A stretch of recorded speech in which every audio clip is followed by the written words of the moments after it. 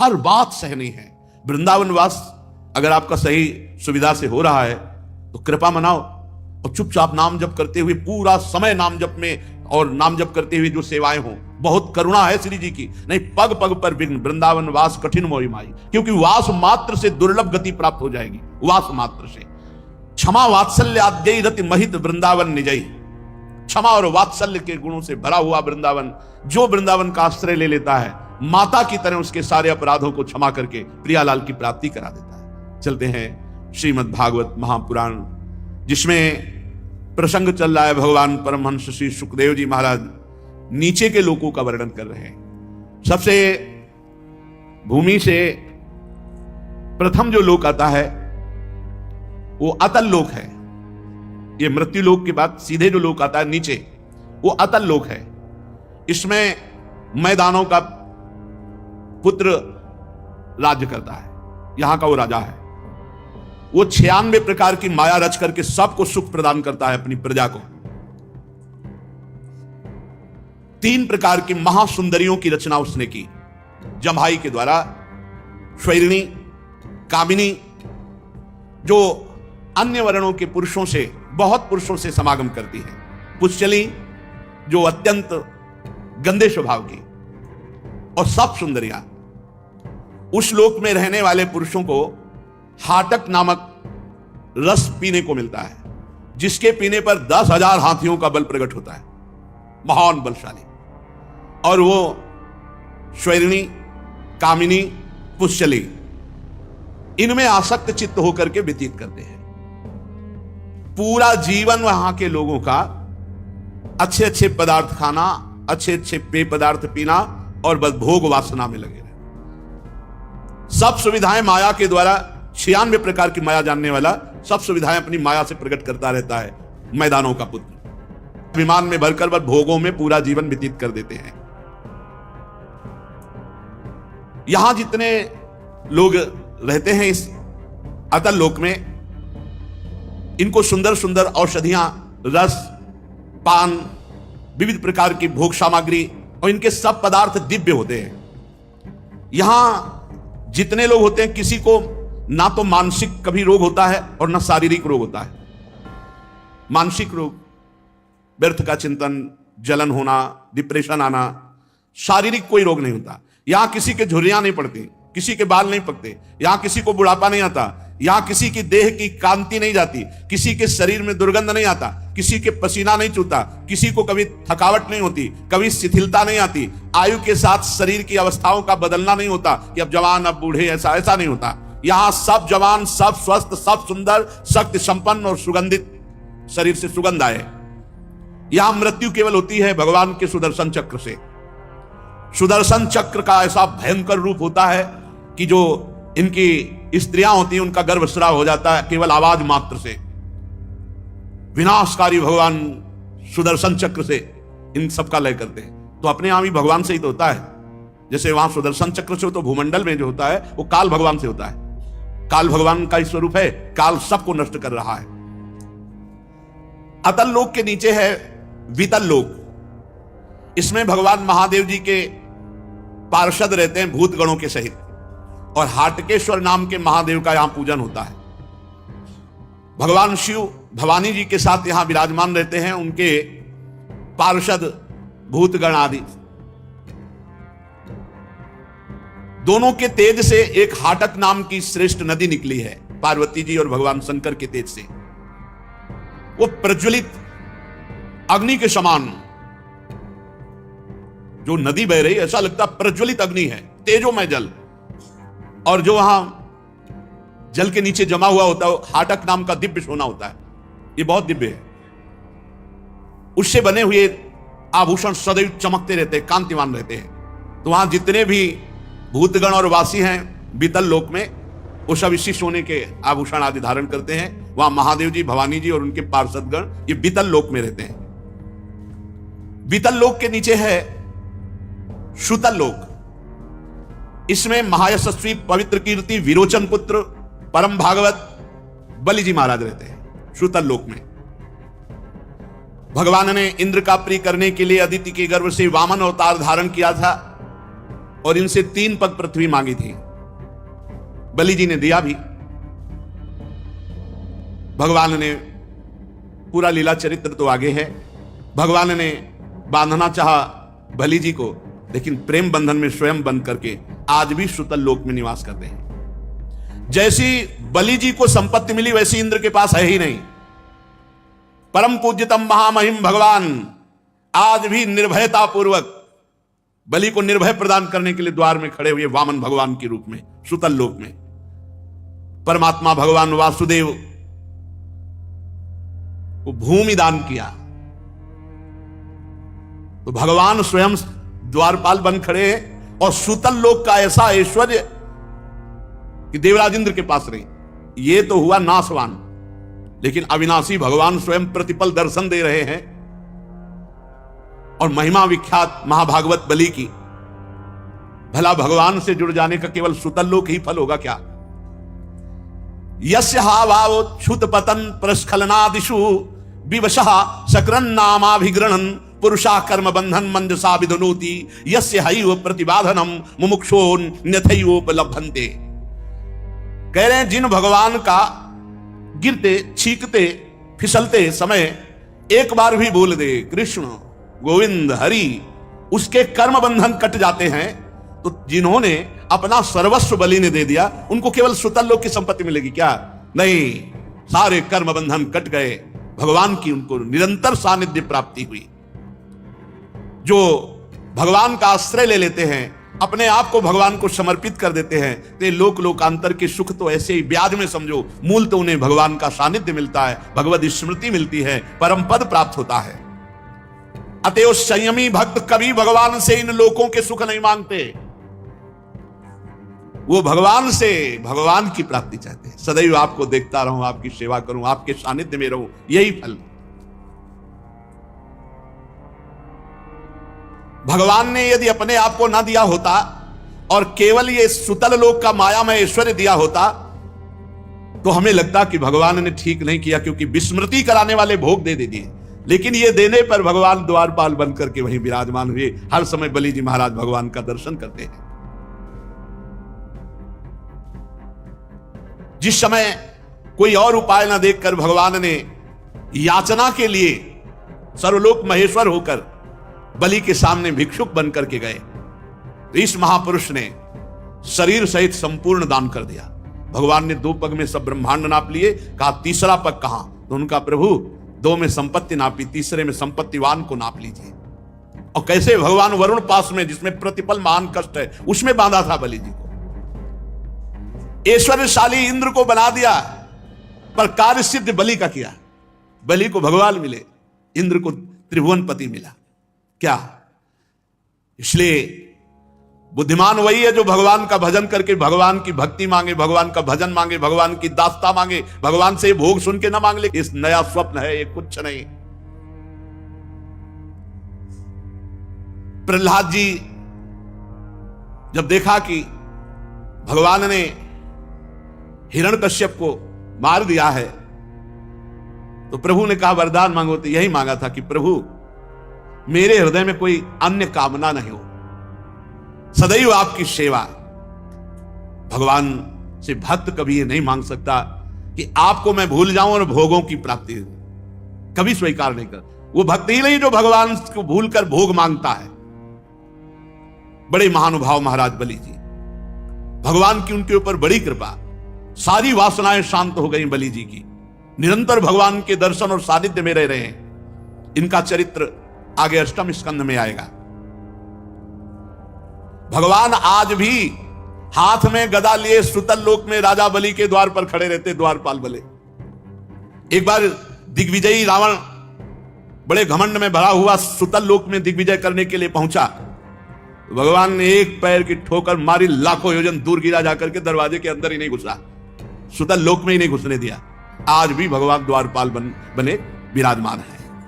सुतल लोक के नीचे तलातल है, इसमें स्वयं दानवराज मय रहता है। प्रथम लोक में इनका पुत्र राजा है, और तलातल लोक में स्वयं मय दानव रहता है। तीनों लोगों को शांति प्रदान करने के लिए भगवान शंकर ने ये जो 3 पुर बनाए हुए थे मैदानों ने, उनको भस्म कर दिया था। आज भी वहां छुप करके रह रहा है, पूरा शासन है तलातल राज्य में इसका। वो परम मायावी, मायावियों का परम गुरु है, और महादेव जी इस पर बहुत प्रसन्न भी है, और महादेव जी के द्वारा वो सुरक्षित है। इसलिए भगवान के सुदर्शन चक्र का भी कोई भय वहां नहीं है, क्योंकि महादेव जी वहां सुरक्षा करते हैं। वहां के निवासी कोई ऐसा नहीं है जो मैदानों के आदर और सम्मान और आज्ञा का पालन न करता हो। वहां जब विनाश होता है तो महादेव जी का ही अपराध करने पर होता है। सुदर्शन चक्र से भी वहां भय नहीं है, क्योंकि महादेव जी द्वारा सुरक्षित है, तो महादेव जी के द्वारा होता है वहां जो विनाश होता है। उसके नीचे महातल, महातल में ये सब 1000 फण वाले, अनंत फण वाले, सैकड़ों फण वाले ये सर्प रहते हैं। सर्प लोग समझो महातल। इसमें कद्रू जी से उत्पन्न बहुत से सिर वाले क्रोधवश नामक समुदाय सर्पों का रहता है। कुहक, तक्षक, कालिया, सुषेण, ये प्रधान प्रधान अनेक अनेक फण वाले। यहां केवल विनाश होता है गरुण जी से। गरुण जी से मृत्यु होती जिसकी होती। ये बड़े अपने परिवार के, इनके भी स्त्री पुत्र मित्र कुटुंब परिवार ये सब इच्छाधारी नाग हैं। कोई ऐसे नहीं कि वो फणे फैलाए पुरुष रूप में भी देव रूप में भी रहते हैं। यहां का नाश होता है भगवान गरुण जी के द्वारा। उसके नीचे है रसातल। रसातल में पनि नाम के बड़े दैत्य और सब दानव रहते हैं। यहां निवात कवच, काले, हिरण्यपुरवासी, ये सब महान बलशाली दैत्य रहते हैं। देवता सदैव इनसे भयभीत रहते हैं, ऐसे बलवान हैं। ये जन्म से बलवान महान साहसी होते हैं। रसातल में इनमें आपस में कभी द्वेष नहीं होता। इनका संपूर्ण लोगों पर प्रभाव है। ये डरते हैं तो केवल भगवान श्री हरि के तेज से डरते हैं। निवात कवच, काले, हिरण्यपुरवासी, परिणाम के दैत्य, ये भगवान से ही डरते हैं, दूसरे किसी से नहीं। रसातल के नीचे सबसे पाताल है, वहां भी सर्पलोक ही है। शंख, कुलिक, महाशंख, श्वेत, धनंजय, धृतराष्ट्र, शंखचूड, कंबल, अश्वतर, देवदत्त, ये बड़े भयानक क्रोधी महान विषधारी ये नाग रहते हैं। इस पाताल में वासुकी प्रधान है। यहां के वासुकी नाग प्रधान है। यहां किसी के 5, किसी के 7, किसी के 10, किसी के 100, किसी के 1000 फणों में मणियां दमकती रहती है। पाताल लोक में इन्हीं सर्प मणियों से प्रकाश होता है। पाताल लोक तक तो ये 7 लोक वर्णन हुए। पाताल लोक से 30,000 योजन की दूरी पर भगवान शेष जी विराजमान है। 30,000 योजन नीचे। और इनका नाम संकर्षण है। हजारों मणियां इनके मस्तकों पर दमकती रहती हैं, और संपूर्ण भूमंडल जितना आपने सुना नीचे से लेकर ऊपर तक सब ये भगवान शेष जी के एक फण में सरसों के दाने के समान रखा हुआ है। एक मस्तक पर ये समस्त ब्रह्मांड भगवान शेष जी के फण पे ऐसे रखा है जैसे किसी की खोपड़ी पे सरसों का दाना रख दे तो पता ही ना चले, ऐसे पूरा ब्रह्मांड रखा हुआ है। प्रलय काल उपस्थित होने पर विश्व का संहार करने के लिए नीचे से इनके नेत्र क्रोधवश हो जाते हैं, और भ्रकुटियों के तन जाने से 11 रुद्र प्रकट होते हैं साथ में ही, जो 3-3 नेत्र वाले होते हैं। तो भगवान संकर्षण के मुख से ज्वाला विष भई और 11 रुद्रों के तीनों नेत्र खुल जाते हैं, और नीचे से जलना शुरू होता है, सब भस्म हो जाता है। ये सब हाटक पी करके जो उन्मत्त है तो राख हो जाते हैं। इसलिए वृंदावन में रहने की बात सोचो, अतल वितल की तरफ मत सोच लेना। ये सब नाशवाना ब्रह्म स्तंभ पर्यंतम सर्वम माया महम जगत सत्यम सत्यम पुनः सत्यम हरिर नामैव केवलम। जो नाम जप कर रहे हैं भगवान के धाम में विराजमान है, महाप्रलय की पवन वहां स्पर्श ही नहीं करती। भगवान संकर्षण बहुत गोरे हैं, बहुत गौर वर्ण के हैं। चरण कमलों के गोल गोल स्वच्छ और अरुण वर्ण नखमणियों की पंक्ति के समान दे दीप्यमान है। प्रधान प्रधान भक्तों के सहित अनेकों नागराज अनन्य भक्ति भाव से भगवान संकर्षण के चरणों में प्रणाम करते हैं। तब उन्हें उन नखमणियों में अपने कुंडल कांति मंडित कमनी कपूलों वाले मनोहर मुखार बिंदु की मनमोहिनी झांकी होती। उनका मन आनंद से भर जाता है। नागराज की कन्याएं भगवान संकर्षण के चरणों की उपासना करती हैं। देवता, असुर, नाग, सिद्ध, गंधर्व, विद्याधर, मुनिगण, कोई ऐसा नहीं जो भगवान शेष जी की आराधना न करे। वही लक्ष्मण जी के रूप में है, वही बलराम जी के रूप में है। भगवान संकर्षण के नेत्र निरंतर प्रेम मद से टपकते रहते हैं, नेत्रों से आंसू टपकते रहते हैं और वो भगवान के चिंतन में, प्रेम में विह्वल रहते हैं। और जब बड़े बड़े सनकादि ऋषि एकत्रित होते हैं तो वे भगवान की महिमा का गायन करते हैं। भगवान शेष जी नीलांबर धारण किए हुए हैं, कानों में केवल एक कुंडल पहनते हैं और हाथ में हल और मूषल ये धारण करते हैं। उदार लीला भगवान संकर्षण गले में बैजंती माला धारण करते हैं। स्वर्ण की बहुत सुंदर श्रृंखलामयी अद्भुत कांति तुलसी की गंध से मतवारे होकर भौरे गुंजार करते हैं। इस प्रकार भगवान अनंत महामहात्म श्रवण और ध्यान करके मुमुक्षुओं को मोक्ष प्रदान करते हैं, कर्म वासना की ग्रंथि का भेदन कर देते हैं। ब्रह्मा जी, नारद जी सब भगवान संकर्षण की महिमा का गान करते हैं। चाहे भोग चाहे मोक्ष चाहे, एकमात्र भगवान की ही आराधना करनी चाहिए। श्री परीक्षित जी ने पूछा कि प्रभु, ये मनुष्य को नीची ऊंच योनियां क्यों प्राप्त होती हैं, गतियां क्यों प्राप्त होती हैं, दुख क्यों प्राप्त होता है? हमने सुना है नरक की भी प्राप्ति होती है।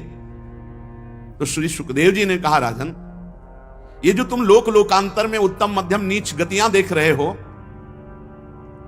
ये इसलिए होती हैं कि सतोगुण, रजोगुण, तमोगुण, 3 प्रकार के गुण हैं और इन्हीं गुणों के अनुसार कर्म होते हैं और कर्मों के अनुसार विभिन्न गतियां होती हैं और हर कर्म का फल भोगना पड़ता है। कोई भी कर्म भोगना पड़ेगा, सबको भोगना पड़ेगा। कर्ता को अपने कर्म का फल भोगना ही पड़ेगा। तो जब कोई रजोगुणी तमोगुणी प्रधान वृत्ति वाला हो जाता है तो उससे पाप कर्म बनता है और पाप कर्म का फल उसे नरक में भोगना पड़ता है और हजारों तरह की नरक गतियां हैं, उनको भोगना पड़ेगा। तो परीक्षित जी ने कहा, भगवान, अभी तक तो आपने बताया ऊंची नीची गतियां, नरक, ये नरक कहां है? पृथ्वी में ही भोगना पड़ता है या त्रिलोकी के भीतर बाहर कहां है नरक? है भी कि केवल कहा ही जाता है? परीक्षित जी ने पूछा, है भी ये कहां है, नरक है कहां? श्री सुखदेव जी महाराज ने कहा, राजन, ये त्रिलोकी के भीतर ही है।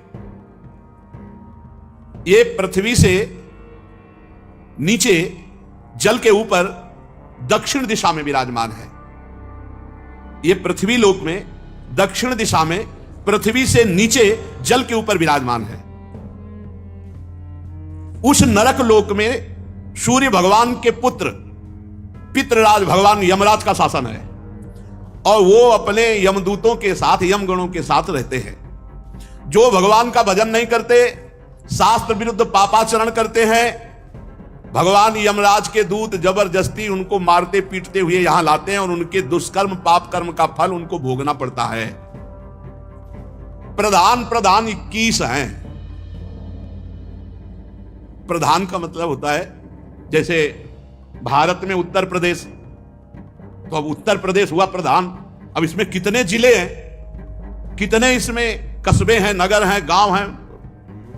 ऐसे ही प्रधान 21 नरक हैं, उनके भी भाग, तभी कहा हजारों नरक है, हजारों नरक की गतियां हैं।